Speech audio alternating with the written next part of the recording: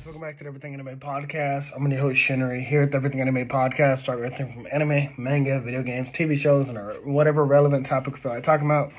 Today's video is on My Hero Academia. I don't know the current chapter because I've been reading My Hero Academia, but I haven't been reviewing it that often, as you've noticed. Since the battle with Himiko Toga and Ochako, which I loved, I gushed about that. I had made a video about why Iron Might versus All For One doesn't matter, or why it's not like impactful, because the first time All For One, off screen, lost to All Might. All Might got that wound that made him weak and makes him go in and out his ultimate form, and then or his plus ultra form and his old form. And we know he beat All For One. And then the second time All For One shows up, which we talked about as well, he had the no moves attack the school, and then he battled All Might. And All Might, that was supposed to be the last spark of his All For One abilities, which he passed on to Deku. And once again, he beat the big bad. And so this third time, when he's fighting him without all those powers, I'm like, well, you beat the guy twice. Once off screen, one on screen. So I don't see how he's such a big bad. And now you had him beat All Might, which was fine. I saw that come. Iron Might. You had him beat Iron Might. I saw that coming because I was going to say, if he loses to All Might again, this big bad that you've hyped up is the weakest guy ever. You know, that would be the weakest major villain I've ever seen. That'd be like if Madara showed up on the battlefield and all the Hokages beat him before Naruto and Sasuke got a chance. That'd be like fucking Usopp beats Blackbeard before Luffy gets to fight him. That's like Ichigo Squad Zero beats Yuha Bak before Ichigo gets to fight him. You know what I mean? It's like that. And again, those are really powerful characters, so it's hard to call them weak. But it's basically saying your big bad ain't that bad if your sub characters can beat him, your side characters can beat him. But you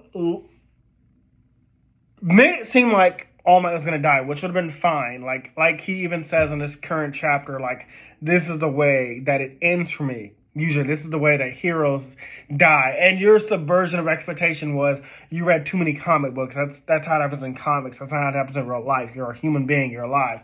Okay, fine. But now you have Bakugo and Deku fighting All For One and beating him?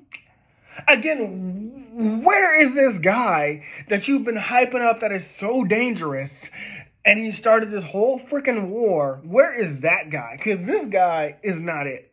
He's getting his ass whooped every time he shows up on screen. It is ridiculous.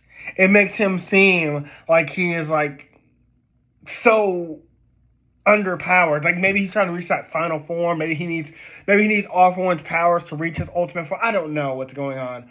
But listen, my guy, as a writer myself, that's hyped up villain. I have had so many villains win before now. So yeah, let me go ahead and say I've had Yami Makanui, Kokujo Makanui, Akame Makanui, King Karafuda, Tao Tai, the Shadow King Bloodwrath, Scorn, Desirel, Logi. Who else did we have so far? We had the Keeper in Love Be Damned, the Rogues. You know, I've had villains, and you build them up and you make them a threat. All For One has never once shown he's a threat. And those are only a few of my villains. I was up to book 4. I didn't want to reveal all the villains over the 24 books of the Shinry series. But it still comes down to the same thing. When is this guy going to be a threat? If Bakugo, who just got brought back to life with some bullshit power, the guy, I mean, it's okay that he sacrificed his life to save Bakugo. That was 50-20. I'm not going back looking. It was some chapters ago. You know, and I didn't like it then because I was like, if you're going to kill Bakugo, which would have been a real subversion of expectations. The first fake out I never believed when they were like, oh, Bakugo's dead. You know, he got stabbed. I never believed he was dead then. But when you exploded his heart, I did believe he was dead then. But then you pulled a fairy tale where the next chapter you're like, I can become the boy's heart. I was like, not the next chapter, bitch. Let me think he's dead for 10, 20 chapters, bitch. You know, don't pull the fairy tale where the next I have to sacrifice myself for everybody. No, you don't have to do that. I have to sacrifice myself for everybody. Then the next chapter, you find out they survived that technique, and the villain survived too. They just got turned into a child, or they realized that that was like their mother or father. You know how fairy tale does it. Like, fairy tale has so many fake out deaths. It's insane. But that's what happened in My Hero Academia. I haven't had much to say. I like the Dobby thing. I thought the Dobby reveal was great. And that he was like the brother of the Fire Nice guy. I told you I'm not familiar with these My Hero Academia characters, and I'm caught up in the manga and everything. Fire Nice dude, it was his brother, the son of what's that fire guy's name? Why am I forgetting all these My Hero? Because I haven't reviewed it in so long. Endeavor's son, and then like the mother, the father, the brothers, all of them stopping Dobby together. I thought that was amazing. I mean, it was rushed. It was rushed as fuck, and done worse than Himeko Toga and Ochako, which I praised. I like My Hero Academia, but this big bad fight, you are not making him a big bad. You are not making him a Madara. You're not making him an Aizen. You are not making him a Yuha Botch. You are not making him a Blackbeard. You're not making him an Akainu. You're not making him a Shanks. You're not making him. Who was the bitch? The evil Zatch Bell. He's not even Tokagero from Yu Hakusho. He's not even from Raid Master, the Dark King, or whatever that endless thing.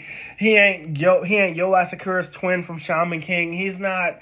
Come on, give me some more. I know a lot more in him in there. He's not the Dragneel from Fairy Tail. I think Dragneel was Natsu's thing. Whoever the fuck that dragon was that they put on the ship, he ain't even that big bad.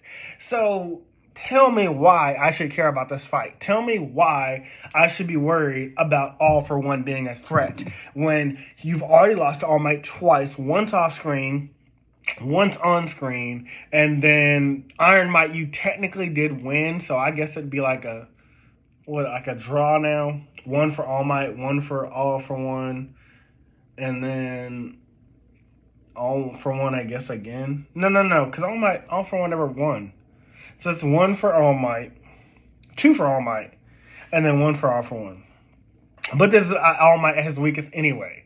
But again, I mean, he did do damage to All For One in the fight, which I didn't review because it just was random nonsense happening. And now you have Bakugo and Deku. They're not going to kill Bakugo again. He's not going to die again. So, you know what I mean? That's what I'm saying. They're going to kick All For One's ass, and All For One has not done anything yet. He hasn't even become a planetary threat yet. He hasn't even destroyed the city yet. Even his army, the lizard dude who we talked about for a second, that was like, I have all my friends behind me, and then like no one was behind him. That was good, but it was done so off screen, we didn't really get the impact of that. The racism, I talked about that too. Whenever talking about some heteromorphs or like racist against or like discriminated against, there wasn't enough of that in the story. No one discriminated them in the high school. No one discriminated them in public on screen. You just did that in one random chapter and made it seem like it's been happening for years. That's not how you do that. You world build, man. That's what One Piece world builds. You talk about how long One Piece is, but it has that world building there. It shows that things are going on outside of the Straw Hats. Naruto, there are other villages. No, we didn't go to them other villages. No, we didn't spend enough time in those other villages. No, we didn't get to see other things in those other villages. And again, you can debate me if you want to, but we never spent. I finished Naruto start to finish. We never spent no time in the hidden mist, hidden grass, hidden sound, stone.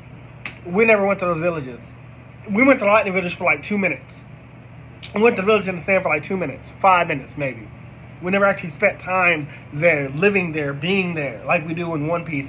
Like you do in Dragon Ball, where you go to Namek, where you go to Namek.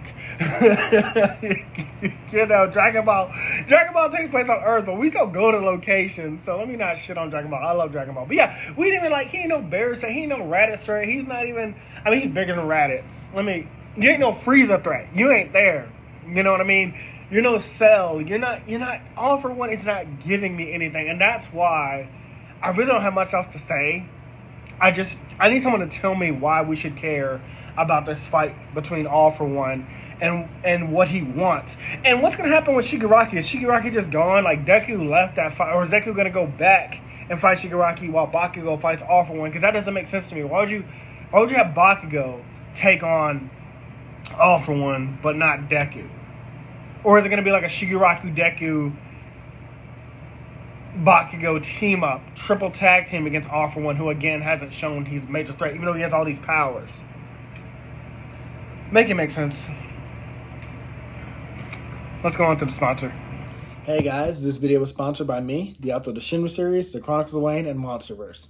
So I figured I'd do this outro a little bit different by showing you guys what you guys will be checking out. So, the Shinra series starts with Book 1, Shobu Samurai Project Aryoku. 10 years after the death of his parents, Shobu Samurai returns home seeking vengeance, but instead faces the choice to save his home from shadow creatures, blood beasts, and an organization once thought dead. Shinra's Shobu Samurai starts at $9.99. And if you love anime, manga, Naruto, One Piece, Bleach, Yu Yu Hakusho, Fairy Tail, Shaman King, Rave Master, Zatch Bell, anything like that, the Shinra series is definitely the series for you. You'll definitely want to check it out. The Sword of Light is probably the thickest one so far. And then these books are 2. This is Enter the Dread Zone Tournament. And the series original ending, Arado, the Legendary Conjuring Master. So, and I'll just show you guys some of the covers.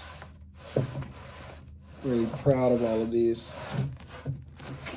But I hope you guys check it out.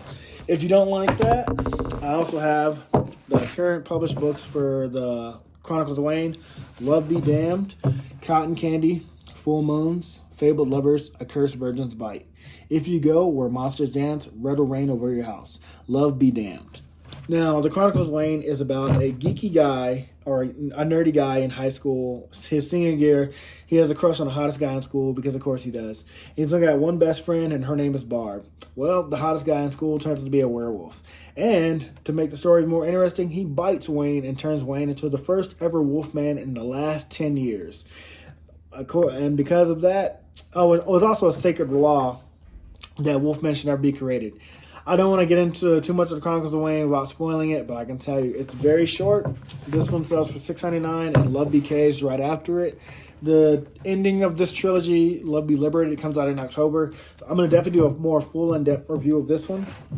But yeah, it's an LGBT fantasy fiction story about werewolves, vampires, white witches, a dark warlock, and, well, many, many more surprises to come. So if you guys like to read, I definitely recommend. These are all the books so far in the Shinra series, except for Shinra's Beginning. I do have that one, but it's just not here with me. But yeah, I appreciate a like, support, or just a review on Amazon. Either way, thank you guys for watching. I hope you guys have a great day. Thanks for watching. Like, comment, and subscribe.